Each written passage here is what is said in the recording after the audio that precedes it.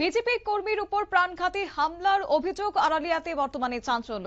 তবে অভিযোগের ভিত্তিতে জানা গেছে সিপিএম আশ্রিত দুষ্কৃতিকারীদের বিরুদ্ধে অভিযোগের আঙুল উঠেছে। রাজধানী আগরতলার আড়ালিয়া নেতাজি সুভাষ পল্লী এলাকায় এক বিজেপি কর্মীর উপর প্রাণঘাতী হামলাকে কেন্দ্র করে এখন চাঞ্চল্য। গুরুতর আহত ওই বিজেপি কর্মী বর্তমানে ডিবি হাসপাতালে চিকিৎসাধীন রয়েছে।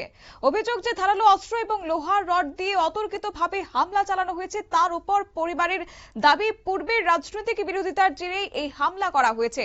অভিযোগের তীর সিপিএম আশ্রিত একাধিক দুষ্কৃতিকারীদের বিরুদ্ধে। তবে অভিযুক্তদের পক্ষ থেকে এখনো কোন রকমের প্রতিক্রিয়া জানা যায়নি। অন্যদিকে আক্রান্তের স্ত্রী কি দাবি করলেন, কি অভিযোগ শুনুন।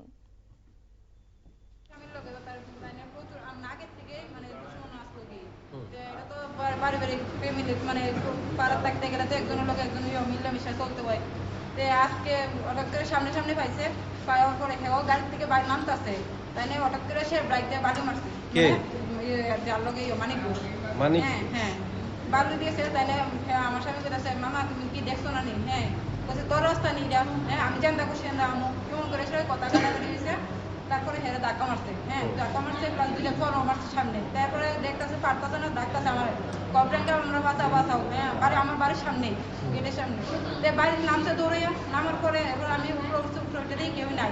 আর তারা যে মা ছেলে মানে তারা বলতে কে কি নাম? আমাদের 4 জন। কি নাম? হ্যাঁ মানিক ঘোষের বড় ছেলে, ছোট ছেলে, কি নাম তারা মানিক ঘোষ। এমনি তো আমি ডাক নাম জানি অন্তু আর ছোট, তার নাম। বাড়ি কোনখানে?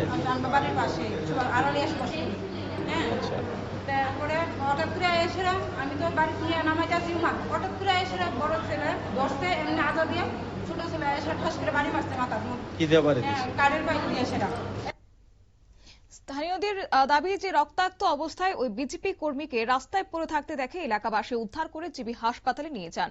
বর্তমানে চিকিৎসকদের পর্যবেক্ষণে তিনি রয়েছেন। আর এই ঘটনাকে কেন্দ্র করে উত্তেজনা ছড়িয়েছে গোটা এলাকাতে। অভিযোগ জানানো হয়েছে থানায়। তবে এই ঘটনার প্রকৃত কারণ কি তা অবশ্য পুলিশের তদন্তের পরে বেরিয়ে আসতে পারে।